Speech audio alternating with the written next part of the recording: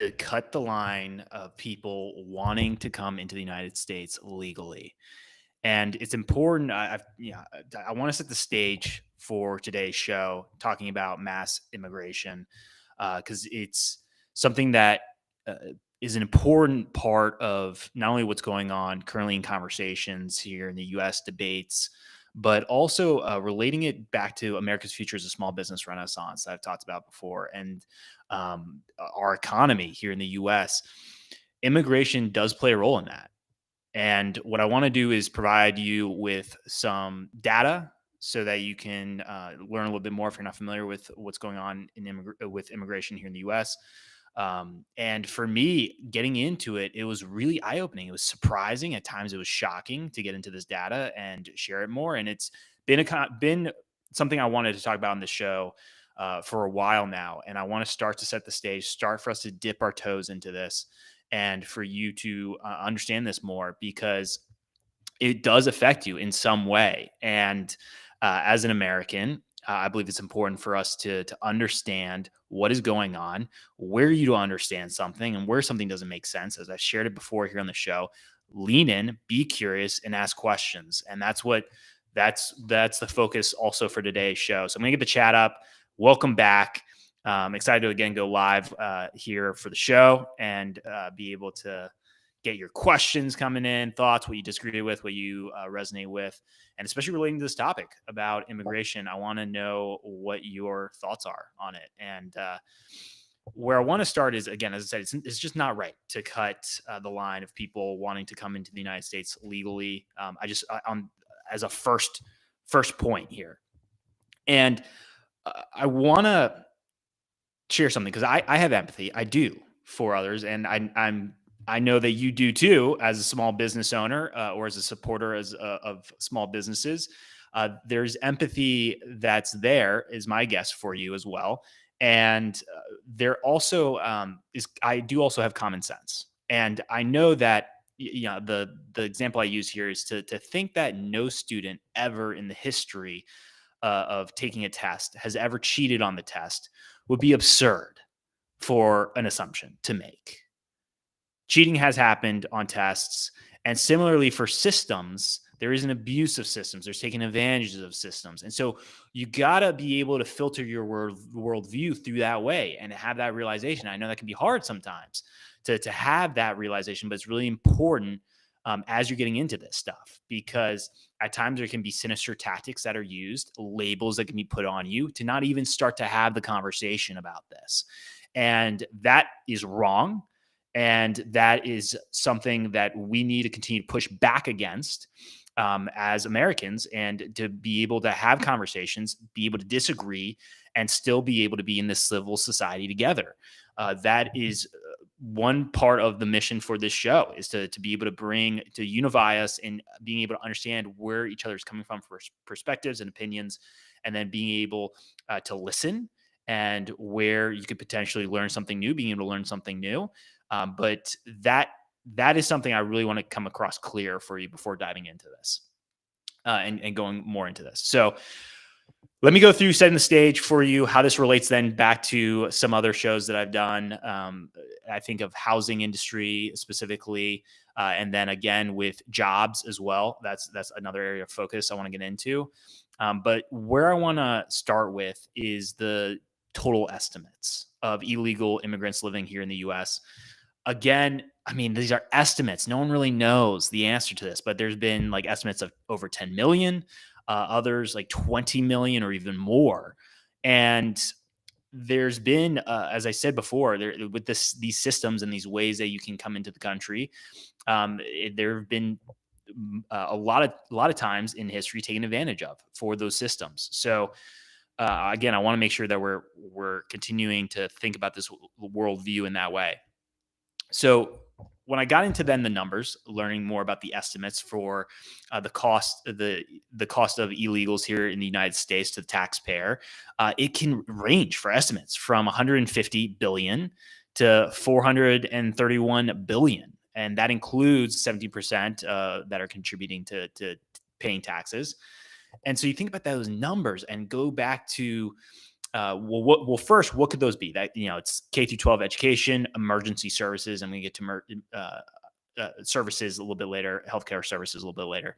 But you think about the state of the country right now that we all are living in here in the U.S. You have the U.S. debt over $38 trillion. Okay, that's not sustainable long term. You have the ballooning in spending on welfare programs. You have the spending that we've got to question in military for the military industrial complex. You got these you see so many cities and towns that are falling apart. Like there is a lot of pain and a lot of work that needs to be done here in order to move forward with America's future, being a small business renaissance made possible by free market capitalism. So I'm not naive in that, and it's going to take a lot of us to come together and unite to be able to move forward and continue to be able to go back to building our communities and being able to know one another rather than being a community of strangers.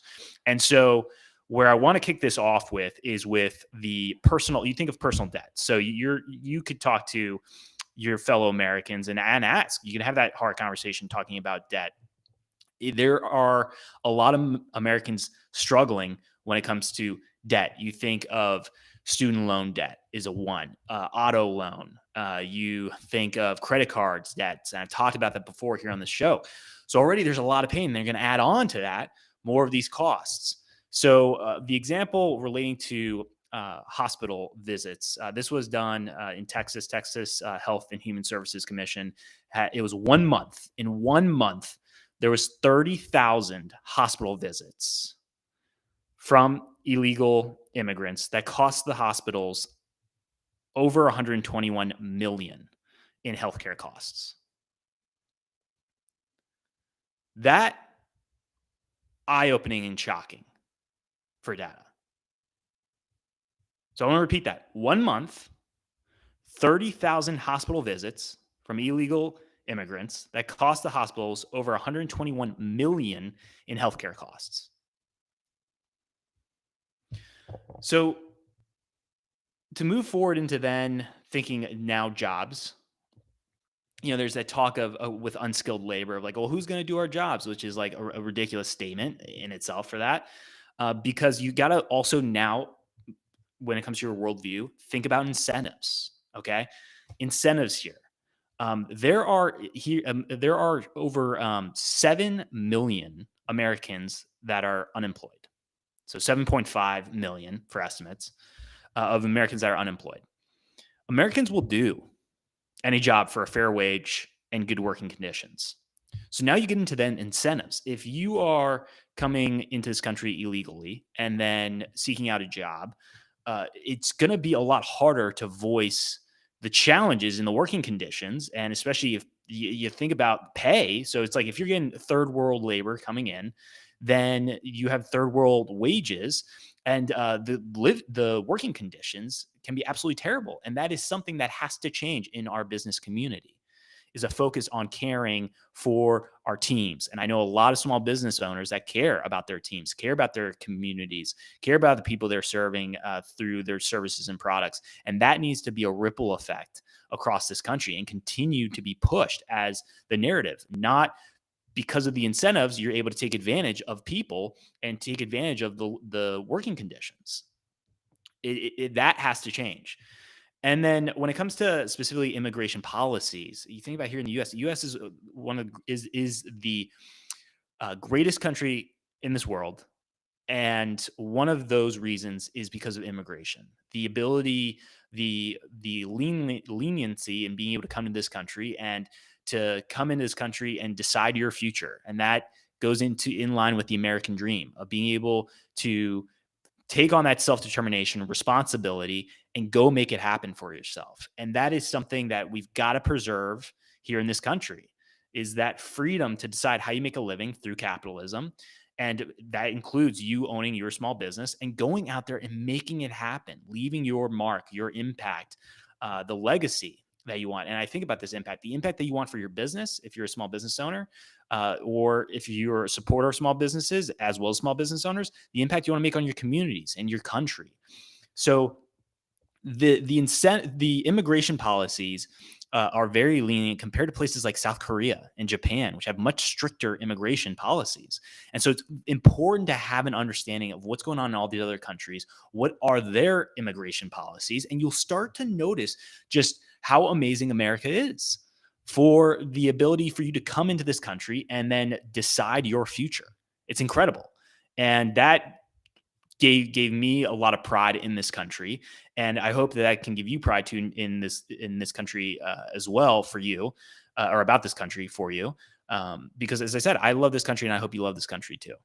So now we get into then again, I when I heard this for the first time, it hit me, and I added the second part to it. But the greatest social program is a job and a career. And I think about for you starting a small business owner, and going out there and making the impact that you want in your business and your community. I mean, that takes a lot of courage to go out there and set that path. It takes a lot of courage to take on accountability and responsibility for your life, to move forward and say, I'm not going to just waste away here and try to rely on everyone else to support me, without doing any work, without taking initiative, without going out there and making it happen. I will tell you personally, I know what that can feel like to be leeching, if that's through government support, to if it's parents that are supporting you. I understand that. Yes, as I said before, younger people, their future was stolen from them. It was through intergenerational situations that happened. I talked about in the last show, but so there's a lot that we're having to work against in order to move forward and make America's future at a small business renaissance. And so I'm not denying that either. But there has to be also a shift in narrative here of, instead of victim mindset, victory mindset, going out there and making it happen for yourself, putting in the work, putting in the effort that's required. And yes, it's going to be a lot more that has to be done, but I have a lot of faith. I have a lot of faith in the generations that are coming up into the workforce, that are already in the workforce, for the seeds that are being planted here to make some changes. And they've got to happen. Time is running out. There has to be the sense of urgency to make it happen. So now we get into how this could relate to other parts of the country. And one that comes up is housing. I talked about it before with builders. Builders are sitting on 2 million empty lots. And so we get into then how to be able to take away unnecessary regulations and be able to create more, make it easier for the permitting process for houses to be built, so that supply can increase. Because as more and more people are coming into the country, it becomes harder then for housing, and that is being felt. I mean, felt with affordability, especially first-time home buyers. Talked about that before on the show. And so you start to see those connections. Well, then what can happen? Well, let's say, for the argument's sake, with homelessness, usually happens because of economic reasons. I mean, there are definitely other reasons, but that's what's being argued as, like, is happening, usually happening because of economic reasons. Well, goes back to the greatest social program is a job and a career. And as I said, there are 7.5 million Americans that are unemployed, and that would do any job for a fair wage and good working conditions. And so that comes back to mass deportations. And I do support mass deportations, to be able to, again, you came into this country and committed a misdemeanor. And so now it goes back to incentives for these businesses, and creating, really bad working conditions, and when it comes to third world wages. And so then now these 7.5 million Americans are competing with all these people coming into this country that are looking for jobs as well. And that becomes really, it puts a lot of pain on the system overall, the American system here. And it goes back to the $38 trillion in debt, the ballooning in spending on welfare programs that are just not sustainable. You think about this long term. Again, got to go back to thinking long term, not just short term. It's not sustainable long term. So changes have to be made. That's why I do support mass deportations and the ways that they're being done right now. And it's unfortunate. It's so unfortunate that we've had to be put into this position of having to go through this process. And this didn't just this has been something that has we've been having to deal with for a while now. And it is unfortunate that we're in this position, but now it goes back to what are we going to do about it? What action are we going to take moving forward? And this is one of the actions that I do support. So now get into then the homelessness crisis. You think about, so I talked about that more with, usually economic reason, again, greatest social program, job and a career, but then you have opioid crisis, mental health crisis. So all these different things that are popping up. And with homelessness, I think about then what that's like for our streets, where small businesses have brick and mortar. If that's restaurants to retail, you're set up. If people are hanging out in front of your storefront, it becomes it's less inviting then for people to want to come in and support your business. And that is something you see across major cities. You look at places like LA, San Francisco. I've been to both of those, and you look at the homelessness crisis there, and you can see the effect that can have on the cities. So I also believe in cleaning up our cities, cleaning up our streets, being able to make it more inviting to want to go into these small businesses and support the small business owners and the teams that are there, and to be able to then from there support our economy overall. And that is another area of focus. I'm going to get into more of that for shows. And as I said, this is all setting the stage here. We're tipping our toes in. I know this can be a lot. So even taking this moment right now to just take it all in, and then realize that we can make changes, even with these big, overwhelming problems that can seem impossible for how we can solve them. We can absolutely make changes here. And that's a part of this show, is to give you that hope. And from there, how do we go forward, moving forward? And when it comes to small business owners, it's being able to continue to support small business owners who care about their communities, who want to get involved, understand what's going on in their communities. It's being able to talk with your elected officials and making sure that elected officials are there to support their constituents, to support the citizens, their fellow citizens here in America, and making sure that our Americans are set as a priority. That is really important as well. And it felt like it's been lost. And then from there, when we have communities of strangers, it's hard to then unite under America culture of self-determination, of deciding your future, of going out there and making it happen. And then we lose a sense of pride, and we feel lost. And there's a lot, especially my generation, millennials, lost for their purpose, don't know what their purpose is, seeking it out, trying to figure it out. And I go back to, we've gotta come back to building community and support, and small businesses play a major role in making that happen. And so with working on the homelessness crisis and getting people the help that they need, not just enabling them to continue to do what they're doing, taking away those incentives, that's going to be really important. And then from another point I wanted to make with this is that we do have a lot of work to do ahead of us, right? And so this isn't going to just happen overnight, but we can make a lot of changes quickly if we all come together. And I go back to focusing on your local small businesses, understanding who they are in your community, being able to figure out their challenges if you're a supporter of small business, and just continue to know how you can support will be helpful. As a small business owner, it's being able to know what is going on in your communities will also be very important.